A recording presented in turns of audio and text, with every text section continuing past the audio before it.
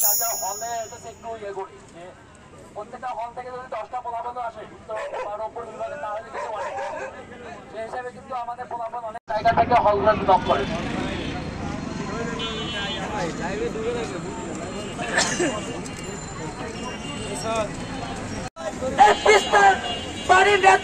আমরা এবার আদায় করে নিব। যখন মানুষ তবে সরকারকে করে উত্তরবঙ্গের মানুষের আত্মদান রক্তদান এর বিনিময়ে উত্তরবঙ্গের মানুষ কি পেয়েছে? উত্তরবঙ্গের মানুষ পেয়েছে তারা 6 মাস পানিতে ডুবে থাকে, তারা 6 মাস মরুভূমি হয়ে থাকে। আপনি আজকে যে কোনো একটা রিক্সায় উঠে রিক্সাওয়ালাকে জিজ্ঞেস করবেন ভাই বাড়ি কোথায়, বলবে রংপুরে। জিজ্ঞেস করবেন ভাই বাড়ি কোথায়, বলবে গাইবান্ধায়।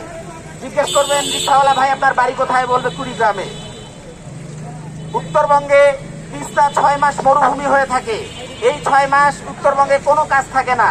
এই সময় উত্তরবঙ্গের মানুষ ঢাকায় আসে, রিক্সা চালায়, ছোটখাটো কোনো কাজ করে একটু সম্বল জমিয়ে বাসায় যায়। সেই উত্তরবঙ্গে ফেরত গিয়ে সে একটা বাড়ি বানায়, সে একটা ঘর তোলে। 6 মাস পরে আবার যখন ভারত বাঁধ খুলে দেয় তখন বন্যার পানি তার সেই সহায় সম্বল, তার সেই বাড়িকে ভাসিয়ে নিয়ে যায়। 6 মাস সে ডুবে থাকে, 6 মাস পরে আবার সে ঢাকায় আসে, আবার তার বাড়িঘর সবকিছু জলে ভেসে যায়। আবার সে ঢাকায় আসে, আবার সে বাড়ি বানায়, আবার এইভাবে জলে ডুবে যায়। এইভাবেই বছরের পর বছর ধরে চলে আসছে।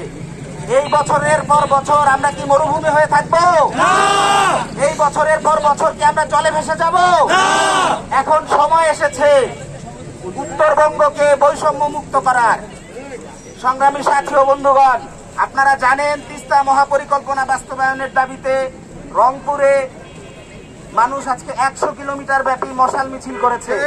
তার সমর্থনে ঢাকা বিশ্ববিদ্যালয়ের শিক্ষার্থীরা আমরা রাজু ভাস্কর্যের পাদদেশে একত্রিত হয়েছি উত্তরবঙ্গের গণমানুষের তিস্তা মহাপরিকল্পনার দাবির প্রতি সংহতি জানাতে। আমরা আজকে এই রাজু ভাস্কর্যের পাদদেশ থেকে দাবি জানাই অবিলম্বে তিস্তা মহাপরিকল্পনা বাস্তবায়ন করতে হবে।